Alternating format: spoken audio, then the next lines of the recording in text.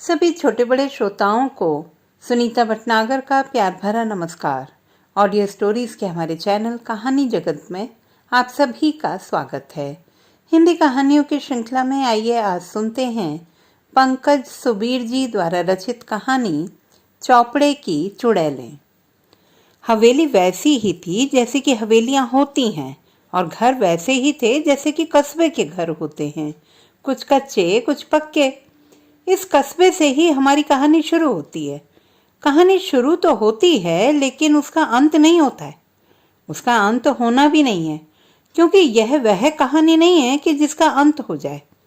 शहर से कुछ दूर यह कस्बा बसा हुआ था। हवेली जर्जर हो चुकी थी, मगर उसे देखकर लगता था कि कभी इसकी शान और शौकत देखने लायक रही होगी। दीवारों के रंग अब उड़ चुके थे। बड़े बड़े दरवाजे, जिनसे कभी शायद हाथी भी अंदर चले जाते होंगे, वे भी बूढ़े हो चुके थे। उन दरवाजों पर काली चीकटें जमा थीं। जब अच्छा समय रहा होगा तब इन दरवाजों को तेल पिलाया जाता होगा, रंग रोगन किया जाता होगा। मगर अब समय वैसा नहीं है, तो समय खुद ही इन पर चीकट चढ़ाकर रंग रोगन कर रहा है। बड़ी हवेली सूनी थी। सूनी का मतलब वीरान जैसी नहीं थी, बस यह था कि हवेली में कोई चहल पहल नहीं थी। कुछ हिस्सा गिर चुका था और जो नहीं गिरा था वह भी कब गिर जाए कुछ कह नहीं सकते थे। उस बचे हुए हिस्से में 3 छायाएं डोलती रहती थीं, 3 औरतें। उस खंडहर में वह 3 औरतें ही रहती थी, बस अकेली। तीनों उम्र के 3 अलग अलग पायदानों पर खड़ी थी। सबसे बड़ी वाली 45 से 50 के बीच की थी। उसके बाद वाली अभी न जवान थी और न बूढ़ी, यह कह सकते हैं कि लगभग जवान ही थी। और तीसरी वाली जवान थी। हवेली के पीछे कुछ फासले पर एक बाग था। बाग में फूल वूल जैसा कुछ नहीं था। असल में यह एक आम के पेड़ों का झुरमुट था, घना झुरमुट, जिसके बीच में एक बावड़ी बनी हुई थी। बावड़ी नहीं थी बल्कि चौपड़ा था। चौपड़ा मतलब एक ऐसी चौरस बावड़ी जिसमें चारों तरफ से नीचे उतरने के लिए सीढ़ियां बनी हों। नीचे की तरफ जाकर जहां पानी भरा होता है, उससे कुछ ऊपर चारों तरफ छोटी छोटी कोठरियां बनी हों। चौकोर आकार के चौपड़े में चारों दीवारों पर दोनों कोने से उतरी सीढ़ियां अंग्रेजी के वी अक्षर का आकार बनाकर एक जगह मिल जाती थी।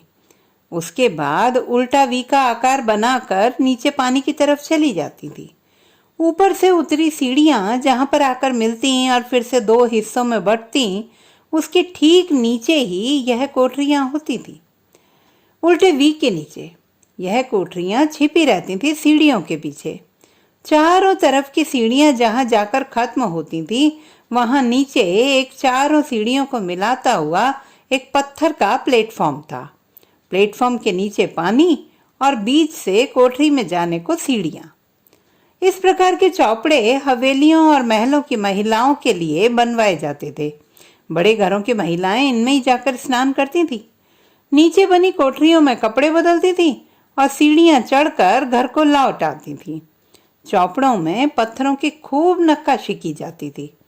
कोठरियों के अंदर भी नक्काशीदार आले बने रहते थे, चबूतरे बने होते थे। महिलाएं चाहें तो कुछ देर विश्राम भी कर लें वहीं पर। जब हवेलियां गुलजार रहती थीं तो कोठरियों में सोने बैठने की सारी व्यवस्था रहती थी। हवेली उजड़ी तो कोठरियों में बस पत्थर के चबूतरे रह गए। ऊपर से देखने पर यह चौपड़े बहुत खूबसूरत दिखते थे। चारों दीवारों पर सीढ़ियों का डमरू आकार और उस पर बनी कलाकृतियां। चौपड़े में भी खूब कलाकारी की गई थी। जगह जगह पत्थरों पर फूलों की बेलें बनी हुई थी। नक्काशीदार खंबे सीढ़ियों के पास खड़े थे। बहुत मेहनत के साथ और बहुत प्रेम से बनवाया गया था इस चौपड़े को। जब बनवाया गया था तब किसे पता था कि एक दिन इसे इस प्रकार वीरान होना पड़ेगा। तो आम के बाग में यह चौपड़ा था। उस आम के बाग को नागझिरी कहा जाता था। क्यों कहा जाता था उसका भी एक किस्सा है। असल में बाग के चारों तरफ पहले एक फसील हुआ करती थी। उस पत्थर की फसील में जो दरारें थीं, उनमें छोटे मोटे सांप रहा करते थे। चूंकि नाग दरारों में या झिरियों में रहते थे, इसीलिए बाग का नाम पड़ गया नागझिरी।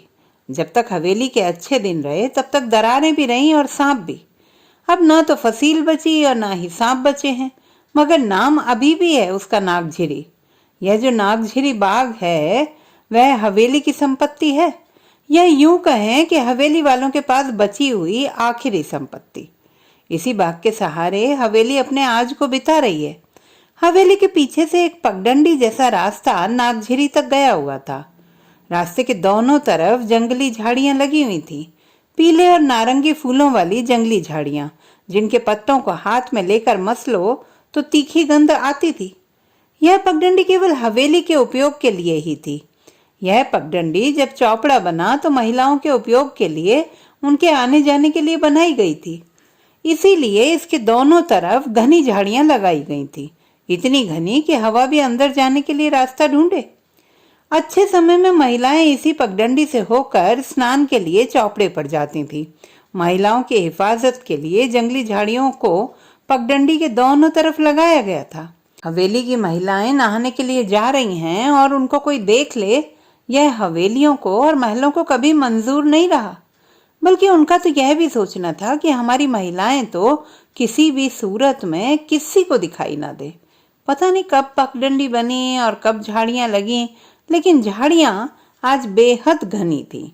यह तो बात हुई हवेली की। अब बात करें कस्बे की, तो कस्बा वैसा ही था जैसा कि होता है।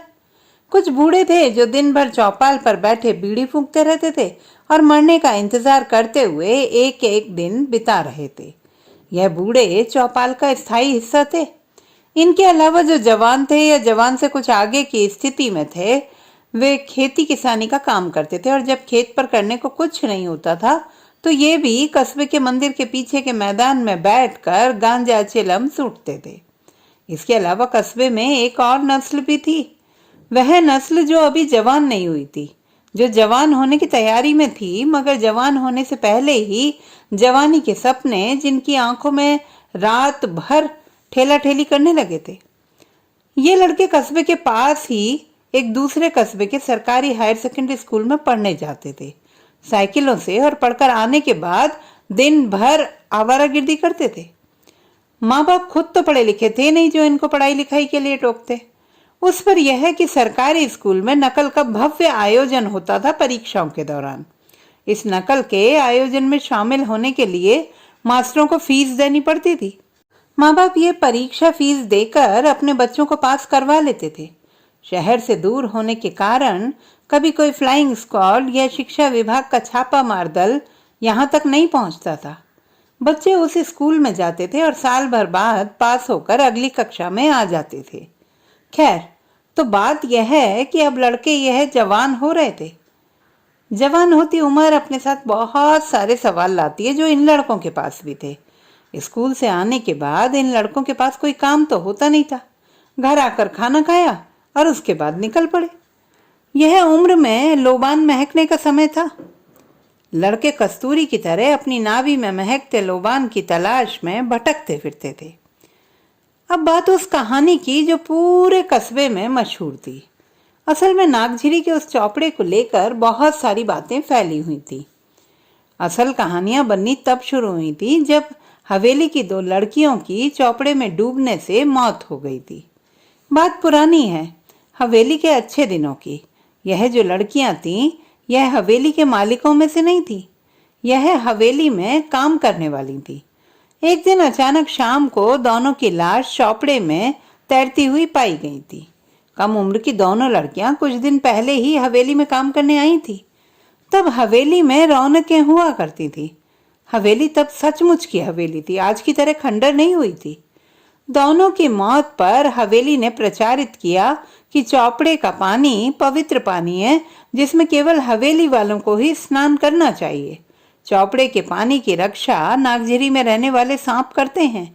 यह सांप केवल हवेली वालों को ही पानी में नहाने देते हैं।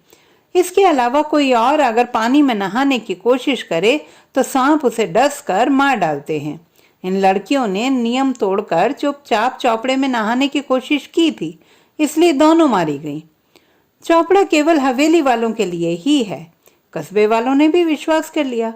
हवेली के अच्छे दिन थे, इसलिए सबने मान लिया कि यह जो लड़कियों की गर्दन पर गला घोंटने के निशान हैं, यह भी असल में सांप द्वारा कुंडली में कसने के निशान हैं। नाग देवता ने लड़कियों को डसने के स्थान पर गले में अपनी कुंडली का फंदा कसकर दोनों लड़कियों को मारा है।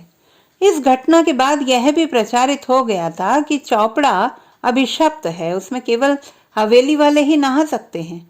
उस समय तो नागझिरी के चारों तरफ फसील थी, इसलिए बाहर का तो कोई अंदर जा ही नहीं सकता था। लेकिन अब जब फसील टूट चुकी है तब भी कोई नहीं जाता उस तरफ, रात को तो बिल्कुल ही नहीं। वैसे भी उस बाग में और उस चौपड़े में है ही क्या ऐसा जो कोई वहां पर जाए। रात को नहीं जाने का कारण एक और कहानी है, कहानी जो बाद में बनी कि जब हवेली के बुरे दिन आ गए। कहानी ये बनी कि वह दोनों लड़कियां जो बरसों पहले चौपड़े के पानी में डूबकर मरी थीं, वह दोनों चुड़ैलें बनकर अचानक ही वापस आ गईं। हैरानी की बात यह है कि उनके मरने और चुड़ैलें बनने में काफी बरसों का अंतर था। खैर, तो जब वह चुड़ैलें बनकर आ गईं तो लोगों को उनका पता भी चलने लगा अफवाहों में। किसी को हंसने की आवाज आती तो किसी को चूड़ियां खनकने और पायल बजने की आवाज आती, किसी किसी को चुड़ैलें दिखाई भी दे जाती थी। यह सब रात को ही होता था। कई सारे किस्से हवाओं में थे। किसी को अचानक रात को चौपड़े के पास दो लड़कियां फुंदी फटाका खेलते दिख जाती थी। किसी को चौपड़े के पास खड़े आम के पेड़ की शाख पर चुड़ैल बैठी दिखती, जो आदमी को देखते ही शाख से सीधे चौपड़े के पानी में छलांग लगा देती। छपाक की आवाज को वह आदमी इतनी दहशत के साथ अपने किस्से में शामिल करता कि सुनने वाले की रूह फना हो जाती। असल में चौपड़े और नागझिरी के कुछ दूर से एक रास्ता गया था खेतों की ओर। उस रास्ते से आने जाने वाले ही किस्से बनाते थे। किस्से जवान और अधेड़ बनाते। बूढ़ों को और बच्चों को चुड़ैलें कभी नहीं दिखी थी। बूढ़े और बच्चे तो दिन भर उन किस्सों पर चर्चा करते थे। दिन में नागझिरी और चौपड़ा दोनों अपने सूनेपन और खामोशी को समेटे चुपचाप खड़े रहते थे। नागझिरी का वह आमों का बागीचा हर साल हम्मू खां ठेकेदार हवेली से किराए पर ले लिया करता था। किराए पर लेने के बाद बगीचे के फल उसके होते थे। हम्मू खां हवेली का ही पुराना मुलाजिम था। बहुत बच्चा था जब हवेली के काम पर लगा था। 20-25 साल तक हवेली में काम किया उसने। जब हवेली की हैसियत मुलाजिम रखने लायक नहीं रही तो हम्मू खां भी बाकियों की तरह हवेली से चला आया। जिंदगी चलाने को बस यही काम करता है। आम, अमरूदों, इमलियों और दूसरे फलदार पेड़ों को ठेके पर लेता है और फल बेचकर गुजारा करता है। यहाँ भी वह दिन भर बाग की रखवाली करता था। ठेके में एक निश्चित राशि और कुछ आम उसे हवेली को देने होते थे। तो आमों के सीजन में तो हम्मू खां बाग में दिख जाता था, लेकिन उसके बाद फिर से वीरानी छा जाती थी। तो बाकी के साल भर कोई उस तरफ जाता ही नहीं था। हवेली की महिलाओं ने तो चौपड़े पर नहाने के लिए जाना बरसों पहले ही बंद कर दिया था, उन लड़कियों के मरने की घटना के ठीक बाद। अब वह लोग हवेली में ही लगे हैंडपंप से पानी लेकर वहीं नहा लेती थी। यह हैंडपंप उन लड़कियों के मरने की घटना के बाद पुरुषों ने लगवा दिया था। तो यह भूतिया नागझिरी बाग सन्नाटे में डूबा हवेली के पिछवाड़े खड़ा था। कस्बे के जवान होते लड़कों के लिए चौपड़ा मुफीद जगह थी दिन काटने की। चौपाल पर बूढ़ों का कब्जा था और मंदिर के पीछे की मैदान पर जवानों का। तो लड़कों ने अपना अड्डा बनाया नागझिरी और चौपड़े में। गर्मी के दिनों में तो वहां हम्मू खां भी होता था। लंबी और मेहंदी के रंग में रंगी दाढ़ी, सिर पर गोल जालीदार टोपी, टोपी से झांकते मेहंदी रंगे बाल, बड़ी मोहरी का सफेद पायजामा और उन पर गोल गले का सफेद कुर्ता, कुर्ते की जेब से लटकते तंबाकू सुपारी की थैली के बंद, आंखों में गहरा सुरमा, मुंह में हमेशा दबा हुआ पान, उंगली के सिरे पर लगा हुआ चूना जिसे बीच बीच में चाटने की आदत थी, हाथ में हमेशा एक लाठी। उम्र यही कोई 45 से 50 के बीच। हम्मू खां और इन जवान हो रहे लड़कों के बीच अजीब सा रिश्ता था, लुका छिपी का। एक अकेला हम्मू खां और जवान होते कई सारे लड़के। हम्मू खां इनको लौंडे लपाटी कहा करता था। दिन भर डंडा लेकर घूमता रहता था बाग में। दिन में यह लड़के हिम्मत करके चौपड़े में कूदकर नहा भी लेते थे, हम्मू खां से परमिशन लेकर। अब तो नहाने की कोई मनाही नहीं थी। असल में अब तो रखवाले ही चले गए थे। रखवाले मतलब वह सांप जो पहले दरारों में रहते थे। चौपड़े के पानी की केवल हवेली वालों के लिए रक्षा करने वाले जा चुके थे। अब तो कोई भी नहा सकता था उस पानी में। हालांकि चौपड़े में कस्बे वाले अब भी नहीं नहाते थे, बल्कि वह तो चौपड़े की ओर जाते भी नहीं थे। मगर लड़कों को कौन रोकता। लड़के चकमा देकर आम भी उड़ा ले जाते थे। कभी कभी ऐसा लगता था कि हम्मू खां को भी पता था कि लड़के आम उड़ा ले जाते हैं, लेकिन वह अनभिज्ञ बना रहता है। कई बार तो वह लाठी लेकर उस पेड़ के नीचे ही खड़ा रहता जिस पेड़ पर कोई लड़का चढ़ा होता, और कई बार यह भी होता कि वह कनखियों से देखता हुआ निकल जाता। शायद चुड़ैलें भी इसी प्रकार से इन लड़कों को खेलता हुआ देखकर चुपचाप निकल जाती होंगी, और शायद नागझिरी के सांप भी। बात उस समय की है जब चुड़ैलों का प्रकोप चौपड़े पर बढ़ा हुआ था। बात उन दिनों की है जब यह लड़के देह की तरफ से परिवर्तित हो रहे थे। जिज्ञासाओं के पहाड़ अपनी छाती पर लाद कर घूमते थे। जिज्ञासाएं जिनका कि कोई समाधान नहीं था। सवाल थे, लेकिन उन सवालों का कोई उत्तर नहीं था। जिनके पास उत्तर थे वह लोग इन लड़कों को उत्तर बताने के लिए तैयार नहीं थे। लड़के अपनी देह में उगते प्रश्नों को सहलाते रहते थे। चौपड़े के पानी में तलाश करते थे कि कहीं कोई गंध दिन में बची हो चुड़ैलों की। नहाकर चौपड़े की कोठरियों में बने चबूतरों पर लेट जाते। चबूतरों में से कभी कभी कोई गंध आती भी थी, धीमी धीमी। गंध अजीब सी होती थी। लड़कों ने इससे पहले यह गंध नहीं सूंघी थी। जिस दिन भी गंध आती उस दिन लड़के चबूतरे के पत्थर पर पेट के बल लेट कर, नाक को पत्थर पर टिका कर गहरी गहरी सांसें भर सूंघते रहते उस गंध को। अपने अंदर गहरे, बहुत गहरे उतारते रहते उस गंध को। पत्थर के बीचों बीच से आती थी वह गंध। जब तक चौपड़े में रहते तब तक कपड़ों से कोई राब्ता नहीं होता इनका। नहाने से पहले उतारे हुए कपड़े तभी पहनते जब वापस चौपड़े से निकलने का समय हो जाता, और निकलने का कोई समय तय तो था नहीं। जब सूरज उतरने लगे तब निकल लो क्योंकि अब चुड़ैलों का समय हो रहा है। बचपन अभी कुछ दिनों पहले ही विदा हुआ था, इसलिए डर तो था ही मन में। अंधेरा होने से पहले ही निकलकर भाग जाते थे चौपड़े से। जब तक चौपड़े में रहते तब तक इधर उधर पड़ी हुई कुछ कांच की बोतलों को और कुछ अजीब से सामानों को उठाते और उनसे राब्ता पैदा करने की कोशिश करते। लड़कों को कुछ पता नहीं था कि यह सब क्या हो रहा है। यह जो देह में अखुए से फूट रहे हैं, यह अखुए आखिर हैं क्या? तलाश जारी थी सत्य की।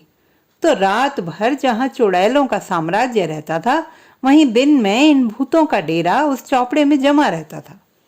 नागझिरी का वह बाग पूरी तरह से अतृप्त आत्माओं के चंगुल में आ चुका था, दिन में भी और रात में भी। एक गर्मी का मौसम बीतकर दूसरा आने तक लड़कों और हम्मू खां के बीच कुछ संवाद शुरू हो गए थे। लड़के अब हम्मू खां के आम चुराते नहीं थे, बल्कि उन आमों की रखवाली करने में भी हम्मू खां का साथ देते थे। लड़कों के जीवन से कच्ची कैरियां और आम खाने के मौसम अब जा चुके थे। अब पेड़ों पर लगी कैरियां उनको ललचाती नहीं थी, लेकिन और भी बहुत कुछ ऐसा था जो उनको ललचाता था। लेकिन जो ललचाता था वह कैरियों की तरह ही पत्तों में छिपा था, सामने ही नहीं आता था। लड़के पत्तों को हटा हटा कर तलाशते थे कि क्या है जो ललचा रहा है, लेकिन बचपन अब पूरी तरह से बीत चुका था। लड़के अब हिम्मत करके हम्मू खां से भी पूछ लेते थे कि चाचा, आपने कभी देखी है यहाँ की चौपड़े की चुड़ैलें? कैसी हैं वे चुड़ैलें? आप तो रात बिरात भी जब आंधी चलती है तो बाग में आते हैं टपकी हुई केरियों को बीनने। हम्मू खां चुड़ैलों का नाम आते ही चुप हो जाते थे। कुछ कहने की कोशिश करते, फिर कुछ सोच कर चुप हो जाते। उनकी सुरमे से भरी आंखें मिचमिचाने लगती। हम्मू खां उन लड़कों के साथ अब कुछ ऐसी बातें भी कर लेते थे जिनको सुनकर लड़कों के मन में रस उतरता था। हम्मू खां के पास तो किस्सों का भंडार था, किस्से जो नीली फिल्मों की तरह नीले नीले थे। हम्मू खां कभी कभी लड़कों को यह नीले किस्से भी सुना देते थे। लड़कों के दिलो दिमाग पर एक नशा सा तारी होने लगता था इन किस्सों को सुन सुनकर। एक और हम्मू खां एक के बाद एक नीले किस्से सुनाते जाते और लड़के एक दूसरे की तरफ देख देख कर मुस्कुराते रहते और सुनते रहते। हम्मू खां को पता था कि यह उम्र क्या मांगती है, इस उम्र में क्या सुनने की इच्छा होती है। हम्मू खां पूरे किस्सागो थे, इतना रस लेकर इतनी जीवंतता के साथ किस्से सुनाते थे कि लड़कों को लगता कि जैसे उनके सामने ही सारा किस्सा चल रहा है। एक दिन जब गर्मी की चिलचिलाती दोपहर में हम्मू खां को घेर कर लड़के बैठे हुए थे तो एक बार फिर से चुड़ैलों का जिक्र निकल आया। लड़के जिद पर अड़ गए चुड़ैलों के बारे में जानने को लेकर।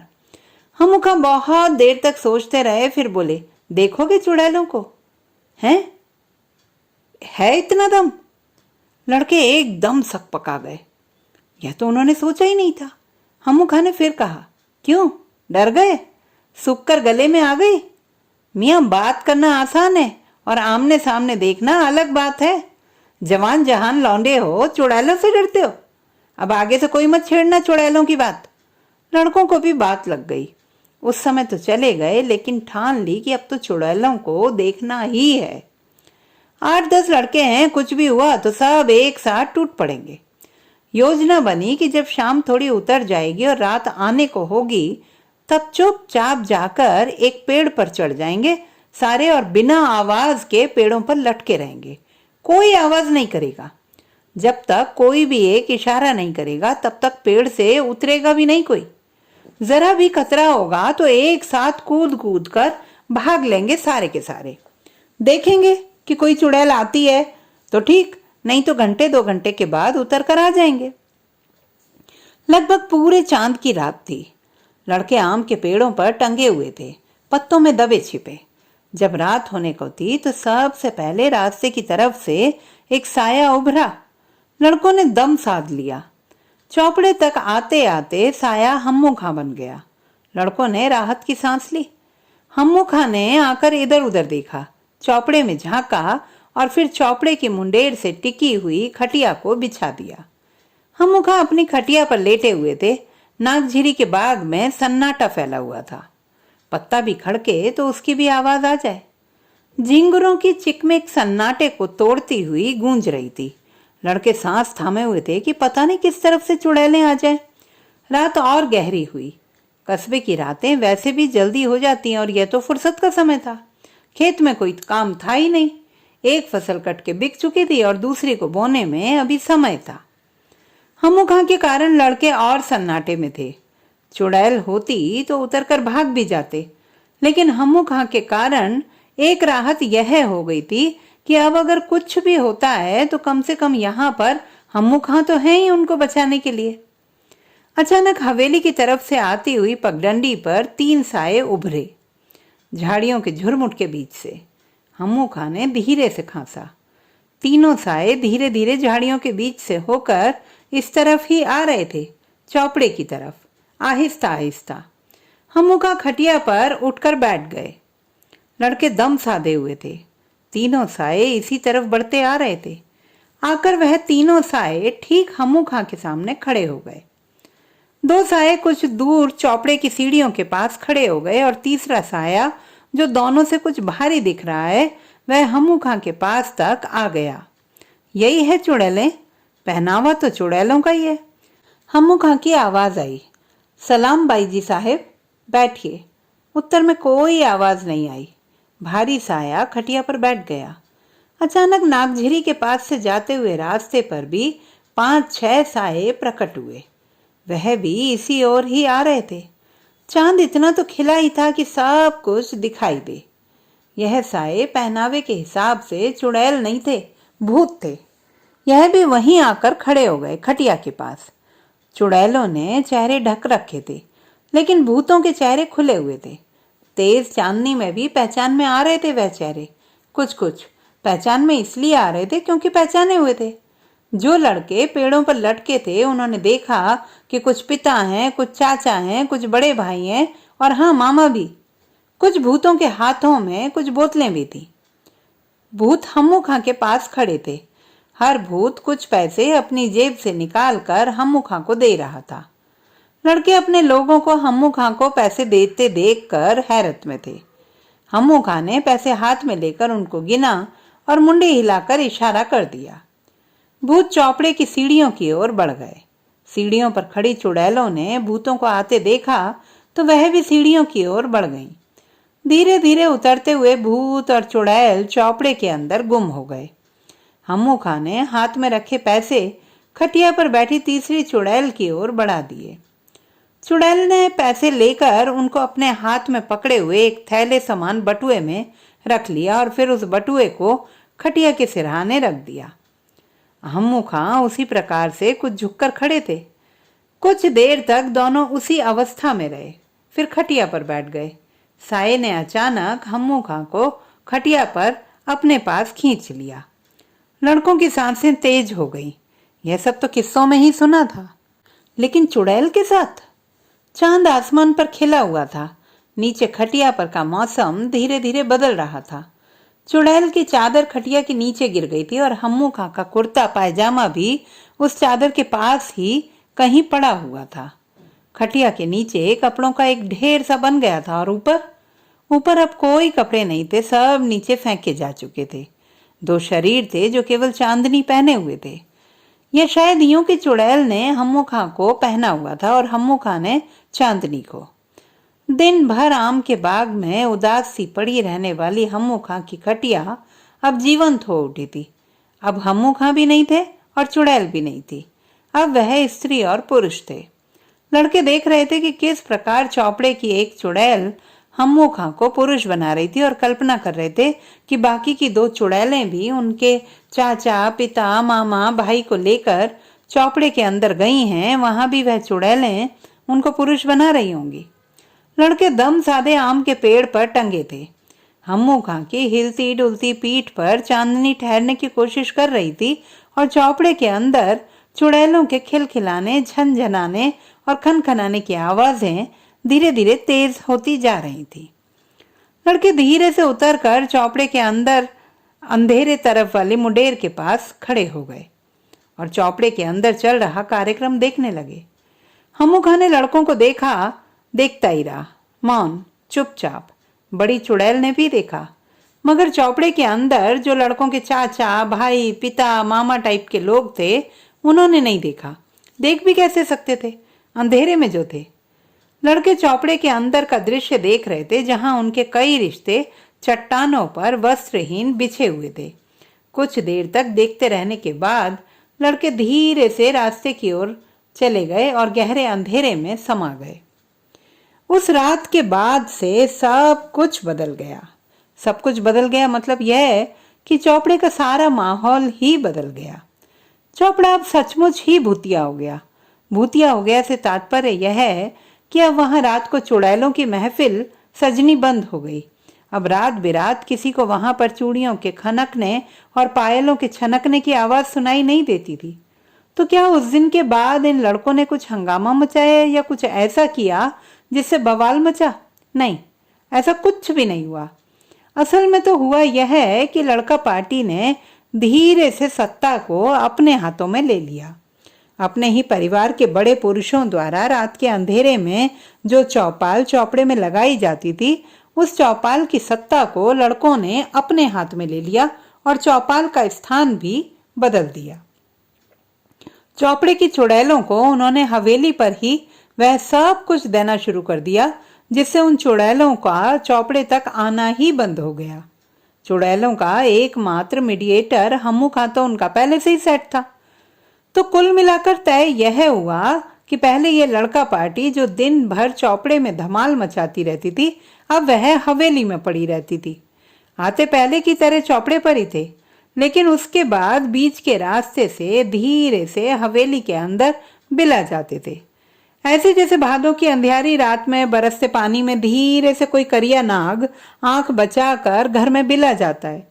उसके बाद यह लड़का पार्टी वहीं रहती, हवेली के अंदर ही। बात का स्वभाव है कि वह फैलती ही है। लड़का पार्टी के हवेली बाजी भी सुगबुगाहट की तरह कस्बे में फैली तो परिवार वालों को आपत्ति हुई। स्वाभाविक सी बात है। रोका रोकी, टोका टोकी शुरू हुई। मगर अब बात रोका रोकी और टोका टोकी की कहाँ थी? लड़का पार्टी ने अपनी आंखों से अपने परिवार के पुरुषों को, सम्मानित पुरुषों को चौपड़े की चुड़ैलों के साथ चौपड़े के अंदर उतरते देखा था। उनके पास तो तुरुप का इक्का था। चाचा, मामा, पिता, भाई जैसी उपाधियों के रिश्तों को इन लड़कों ने अपनी आंखों से चौपड़े के अंदर कपड़े उतारते देखा था। उन कपड़ों के साथ ही रिश्ते और उन भारी भरकम रिश्तों से जुड़े खौफ भी उतर गए थे। कपड़े परिवार के पुरुषों ने उतारे थे, लेकिन उस घटना ने लड़कों को नंगा कर दिया था, उसी प्रकार का नंगा जिसके बारे में कहा जाता है कि उससे तो खुदा भी डरता है। हालांकि अभी भी एक प्रकार की तृण भरी ओट या तिनके की मर्यादा को रखकर ये लड़के अपने परिवार के पुरुषों से डील कर रहे थे।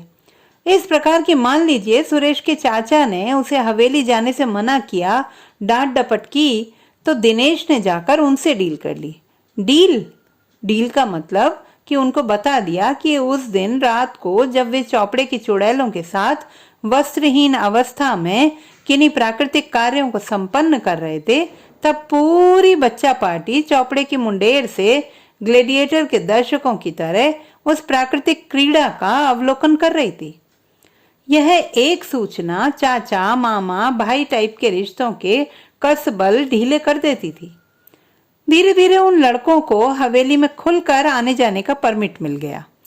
चौपड़ा वीरान होता गया और हवेली की रौनक लौटने लगी। हम्मू खां का रिश्ता बड़ी चुड़ैल से था और बड़ी चुड़ैल में लड़का पार्टी की कोई दिलचस्पी नहीं थी।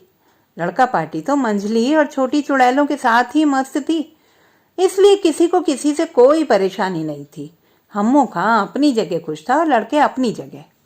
हम्मू खां को भी अब अपना कार्य संपन्न करने के लिए हवेली में ही आने जाने का सुविधा हो गया था। कभी भी पहले तो ये था कि रात ढलने का इंतजार करना होता था, अब शारीरिक इच्छाएं भी कोई समय देखकर उठती हैं। भला पता चला दोपहर में ही बादल घिर आए हैं, बरसात होने लगी है। बरसात को देखकर सच्ची वाला मोर तो नाचता ही है, लेकिन उसके साथ एक और मोर भी नाचता है। वह मोर होता है पुरुष के शरीर में बैठा इच्छाओं का मोर। कमबख्त बादलों को देखकर ही पंख फैलाने लगता है। जब ये पंख हौले हौले इधर उधर अपनी छुअन देते हैं, सारी देह सलबलाहट से भर जाती है। ऐसा लगता है कि बस अभी। लेकिन हम्मू खां को रात तक का इंतजार करना पड़ता। तब तक सारे बादल बरस बुरस चुके होते, कीचड़ हो रही होती, मच्छर हो चुके होते। कुल मिलाकर बरसात का सारा बना बनाया माहौल ही विदा ले चुका होता। तो अब तो हम्मू खां के भी मजे थे। जब बरसात हो रही हो तभी, जब मोर का नाचने का मन हो तब नाच ले। इसलिए हम्मू खां ने भी अपना अघोषित वीटो लड़का पार्टी के पक्ष में ही रखा था। वैसे भी उसके अलावा कोई चारा भी नहीं था। हम्मू खां जो अगर वीटो नहीं देते तो लड़का पार्टी तो हम्मू खां को दो तरफा घेर लेती। पहला तो जो है कि वह है ही, दूसरा ये कि हम्मू खां मुसलमान थे और चुड़ैलें हिंदू थीं। हम्मू खां को तो लड़कों के पक्ष में झुकना ही झुकना था। हवेली को सबसे ज्यादा जरूरत थी पैसों की, जिसके लिए गहरी रात में चुड़ैलें चौपड़ों तक जाती थी। लड़के चूंकि अपने अपने घरों में उस स्थिति में नहीं थे कि जेबों में हमेशा पैसे रहें, फिर भी उनके लिए इधर उधर से थोड़ा बहुत गोल गपड़ा करना कोई मुश्किल काम भी नहीं था। खलिहान में भरी हुई फसल में से पसेरी दो पसेरी अनाज अगर उड़ा दिया तो फर्क कहाँ पड़ता है। तो चुड़ैलों का खर्च लड़कों के माध्यम से चलने लगा। वैसे भी चुड़ैलों को बहुत ज्यादा तो चाहिए नहीं था, हवेली थी ही रहने को। लड़का पार्टी भी बड़ा दल था, एक आध का हाथ अगर किसी दिन खाली भी रहे तो कोई फर्क नहीं पड़ने वाला था। चुड़ैलों को जो भी भुगतान दिया जाता वह सामूहिक दिया जाता था, चंदे की शक्ल में। इस चंदे के कई रूप होते थे, रुपयों के रूप में भी और दूसरे रूप में भी। जैसे अनूप के पिता की डेयरी थी और सुबह शाम दूध बांटने का काम अनूप करता था। हवेली कांड के बाद से उस दूध में सुबह और शाम 4-4 लीटर पानी बढ़ जाता था और बढ़ा हुआ 4-4 लीटर दूध हवेली की चुड़ैलों को भोग लगा दिया जाता। सब्जियां थीं, फल थे, अनाज था, गन्ने, गुड़ और जाने क्या क्या तो था लड़कों के पास देने के लिए। यहाँ पर समय इतिहास में लौटकर चला गया था। वस्तु विनिमय का सिद्धांत एक बार फिर अस्तित्व में आ गया था। लड़के वस्तुएं देते थे और चुड़ैलों से वस्तुएं प्राप्त कर लेते थे। तुम्हारी भी जय जय, हमारी भी जय जय। उस लड़के का नाम सोनू था, जो इस कहानी में एक ट्विस्ट के रूप में आता है। सोनू कहीं बाहर से नहीं आया था, असल में वह इस लड़का पार्टी का ही हिस्सा था। लेकिन चौपड़े की चुड़ैलों का राज खुलने से पहले ही वह कस्बा छोड़कर जा चुका था। तब तक वह इस लड़का पार्टी का हिस्सा रहा था, जब तक यह गैंग अपनी प्यासों को लेकर चौपड़े के पानी में कूदती थी। शरीर से उठते प्रश्नों को अपने ही हाथों से फैलाती थी। सोनू के अंदर भी यह प्रश्न उठते थे, लेकिन सोनू के अंदर यह प्रश्न कुछ ज्यादा फनफना कर सर उठाते थे, ऐसे कि वह चौपड़े के अंदर पड़े पत्थर पर ही अपना गुस्सा उतार देता था। उसकी आंखों में लाल डोरे उतर आते थे, उसे कुछ भी नहीं सूझता था। बाकी लड़कों के अंदर अगर भट्टियां थीं, तो सोनू के अंदर एक पूरा ज्वालामुखी था जो अपना लावा निकाल देने के लिए उबाल मारता रहता था। यही सोनू अपने सुलगते हुए सवालों को लेकर कस्बे से चला गया था या भेज दिया गया था आगे की पढ़ाई के लिए। शहर भेज दिया गया था उसे। जाते समय उसकी आंखों में उम्मीदें थी, सपने थे। सपने पढ़ाई या करियर के नहीं थे। ये सपने तो कस्बे का कोई लड़का नहीं देखता था। बाप दादाओं की जमीनें थी, खेती बाड़ी थी, वही करियर थी। तो सोनू भी जो सपने लेकर गया था, वह सपने पढ़ाई करियर जैसी फालतू चीजों के नहीं थे। सपने थे देह में उठते हुए सवालों के हल होने के सपने। अपने अंदर के ज्वालामुखी को किसी अंधेरी खला में उड़ेल कर खाली कर देने के सपने। शहर तो वैसे भी सपनों की मंजिल होता है। कस्बा उसके हर सपने को पूरा करने के लिए शहर की ओर देखता है। सोनू भी सपनों की लाल सुनहरी चिंदियां आंखों में लिए शहर की ओर गया था, मगर कुछ ही दिनों में अपना बोरिया बिस्तर समेट कर वापस कस्बे में लौट आया। सोनू पहले हवेली की मंडली में कुछ झिझकते हुए आया, क्योंकि वह चौपड़े की उस चुड़ैलों वाली रात का दर्शक नहीं था। उस रात के जो दर्शक थे, वह सब तो झिझक विझक जैसी चीजों को छोड़ छाड़ कर हवेली का हिस्सा बन चुके थे। हवेली अब उनका अड्डा थी। सोनू भी उस अड्डे में आया तो हवेली ने उसे वह सब दिया जो उसे चाहिए था। जिस ज्वालामुखी को वह अपने अंदर दबाए फिरता था, वह हवेली में आकर फूट गया। फूटा तो सोनू भी फूटा। उसने वह सब कुछ बताया जो उसके साथ शहर में हुआ। लड़का पार्टी और चुड़ैलों ने बैठकर उसकी पूरी कहानी को सुना तो सब सन्न रह गए। जो कहानी सोनू ने इन लोगों को सुनाई, वह किसी और को नहीं सुनाई थी, और यह कहानी ही सोनू के शहर से कस्बे वापस आने की असली कहानी थी। कहानी कुछ इस प्रकार थी। असल में सोनू जब शहर गया तो कॉलेज पढ़ाई जैसी बातों से ज्यादा चिंता उसे थी उस बात की जो सवाल बनकर उसके शरीर में लहराती थी। वह बुझना चाहता था, और आते ही उसने सबसे पहले तलाश शुरू की उस ठिकाने की जहां पर वह अपने आप को बुझा सके। जो जुनून, जो दीवानापन उसके दिमाग पर 24 घंटे सवार रहता है, उसका कुछ उपचार हो सके। लेकिन यह कोई आसान काम तो था नहीं। पुराने समय में हर शहर में इस प्रकार के कुछ ठिकाने होते थे, लेकिन समय के साथ वह ठिकाने भी समाप्त हो गए। अब क्या किया जाए? सोनू की तलाश समाप्त हुई एक समाचार पत्र में छपे विज्ञापन पर। विज्ञापन में लिखा था, आइए मीठी बातें करिए। मीठी बातें? सोनू का दिमाग कुछ ठनका। मगर उस विज्ञापन में एक कुछ कम कपड़े पहने हुए लड़की का चित्र भी लगा हुआ था। विज्ञापन उसी समाचार पत्र में प्रकाशित हुआ था जिसके मालिक ने कुछ दिनों पहले किसी संस्था में भाषण देते हुए कहा था कि महिलाओं को ठीक कपड़े पहनने चाहिए। उनके द्वारा पहने जा रहे गलत कपड़ों के कारण ही बलात्कार की घटनाएं बढ़ रही हैं। बाद में उन मालिक के खिलाफ कुछ महिलाओं ने मोमबत्ती लेकर एक प्रदर्शन भी किया था। मालिक को भी बुरा नहीं लगा था। समाचार पत्र के मालिक थे, जानते थे पब्लिसिटी के टोटके क्या होते हैं।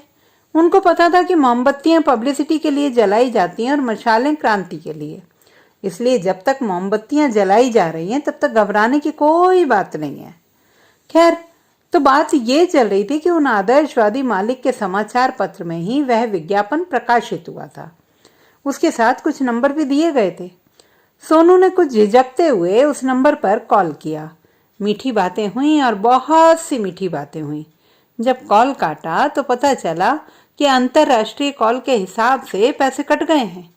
लेकिन वह कोई बहुत बड़ी बात नहीं थी। सोनू अभी कस्बे से आया था और जेब में खूब माल था। असली बात यह थी कि बातें कुछ बहुत ज्यादा ही मीठी हुई थी। बातें हालांकि केवल बातें ही थीं, उनसे कुछ भौतिक कार्य तो संपन्न होना नहीं था।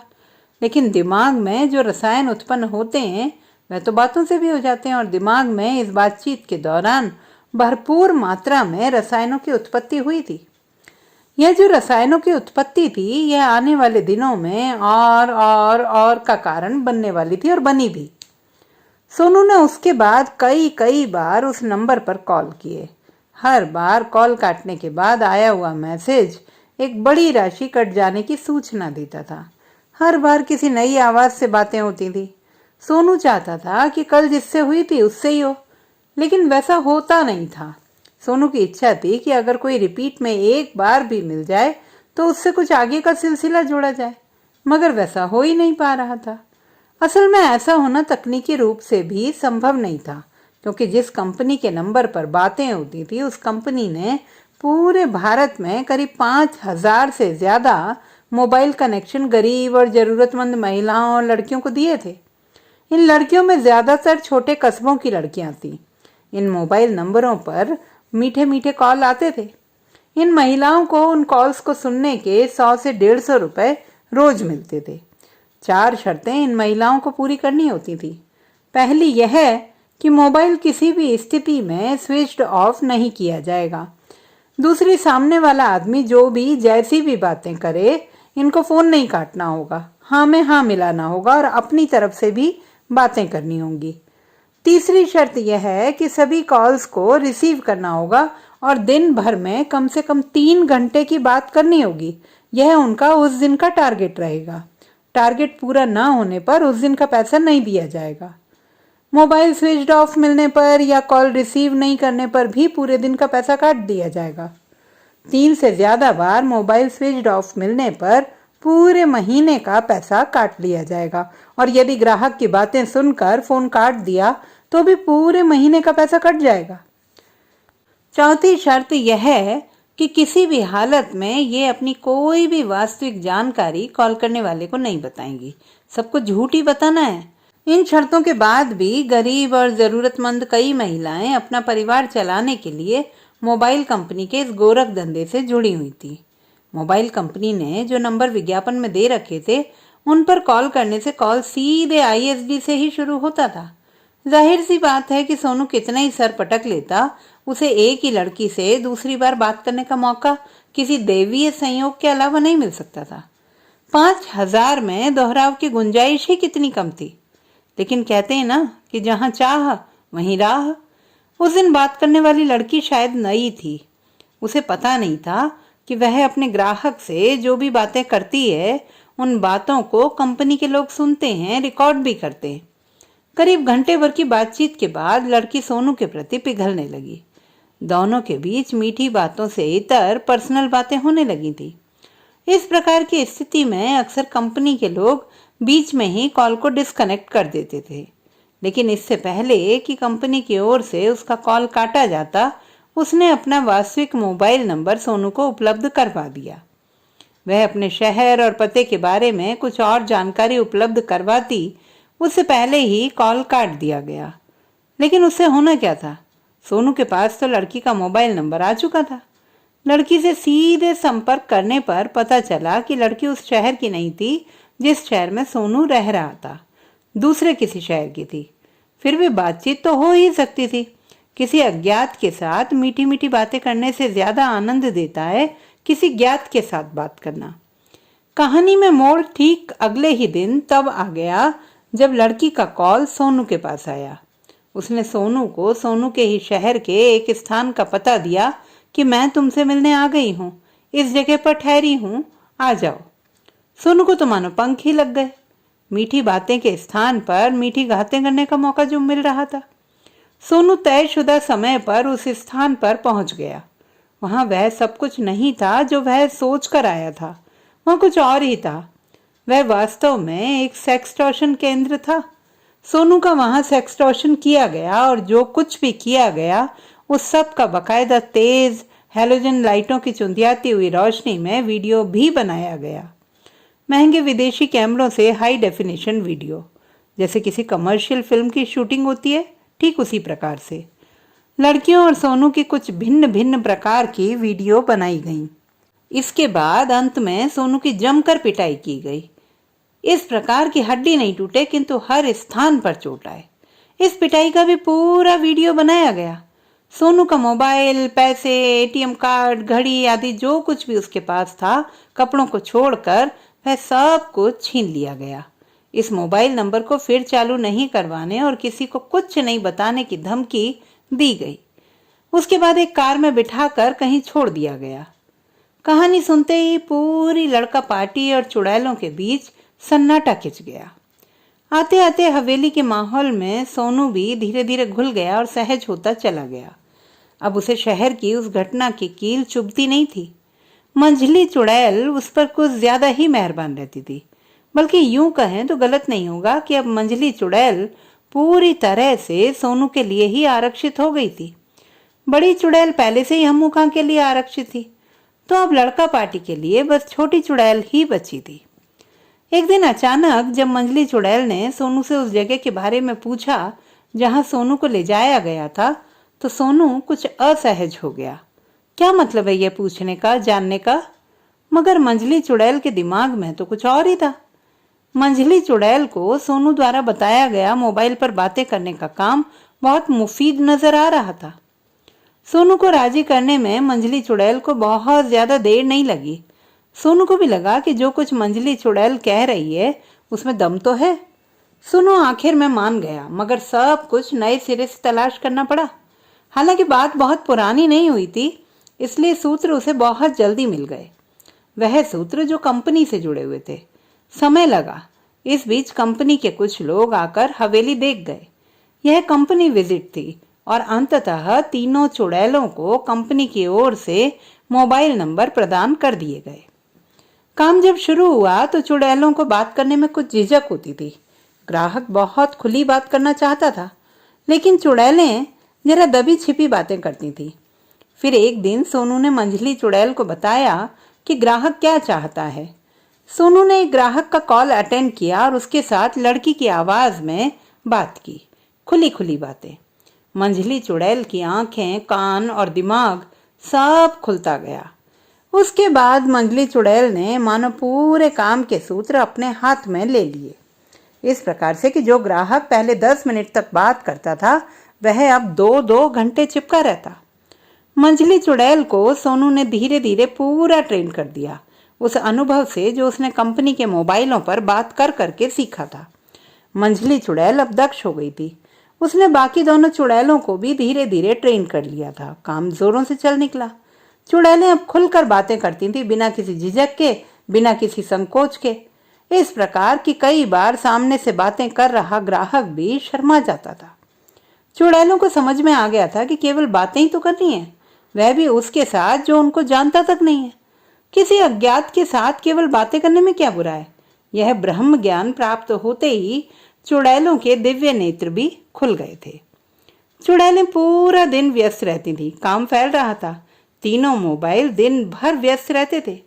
चुड़ैलें चाहती थी कि कुछ और मोबाइल हों, लेकिन उन पर बात करेगा कौन? अब हवेली को कुछ और चुड़ैलों की आवश्यकता थी। मंझली चुड़ैल ने अपना जाल फैलाया। कुछ गरीब जरूरतमंद महिलाओं और लड़कियों को पैसों की चमक दिखाई। चमक ने कुछ को खींचा और वह हवेली के दरवाजे तक आ गई। दरवाजे से हवेली के कमरे तक लाने का काम मंझली चुड़ैल ने किया। जो कमरे तक आई वह चुड़ैल बन गई।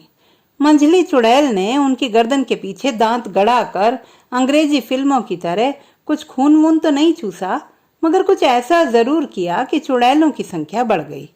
अब हवेली में कुछ और चुड़ैलें हो गई थी। अब कुछ कढ़ाई कशीदाकारी के काम भी हवेली में शुरू किए गए, दिखाने के लिए कि हवेली में यह काम किया जा रहा है। नई चुड़ैलें कानों पर हेडफोन लगाए हवेली के अंदर के कमरों में कशीदाकारी करती रहती। यह यूं कहें कि कशीदाकारी करने का नाटक करती रहती, असल काम तो हेडफोन से चलता रहता था। अब हवेली एक हस्तशिल्प केंद्र बन चुकी थी।